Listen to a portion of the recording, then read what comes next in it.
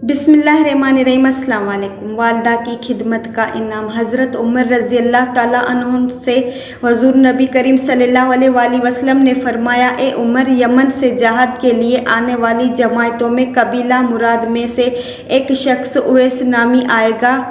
उसकी एक वालदा जिसके साथ वो हुस्न सलूक करता है, जिसकी वजह से अल्लाह ताला के यहाँ उसका मुर्तबा है कि अगर वो किसी बात के मुतालिक कसम खा ले तो अल्लाह ताला उसकी कसम में ज़रूर उसको सच्चा कर देगा।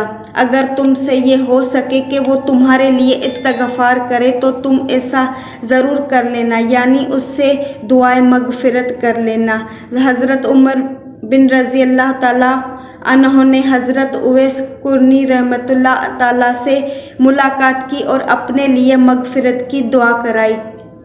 जब किसी से दुआ के लिए कहा जाए तो उसे चाहिए कि तकल्लुफ़ ना करे और तवाज़ा को आड़ बनाकर दुआ से इनकार ना करे। ज़रा सी ज़बान हिलाने में क्या बोझ पड़ जाएगा। हमारा काम है अत्बा सुन्नत को मलहूज़ रखते हुए दुआ करना। दुआ कबूल करने वाली ज़ात तो खुदावंद कुद्दूस की है।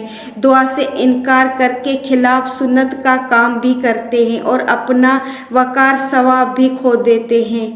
इसके अलावा बड़ा जुल्म ये करते हैं कि दुआ की दरख्वास्त करने वालों की दिलशकी भी होती है। इसलिए खुद भी अपने छोटे बड़े से अपने लिए दुआ की दरख्वास्त करते रहना चाहिए, और अगर दूसरे कोई छोटे बड़े हमसे दुआ की दरख्वास्त करे तो बखुशी कबूल करते हुए उसके लिए हसब मंशा दुआए खैर करते रहना चाहिए।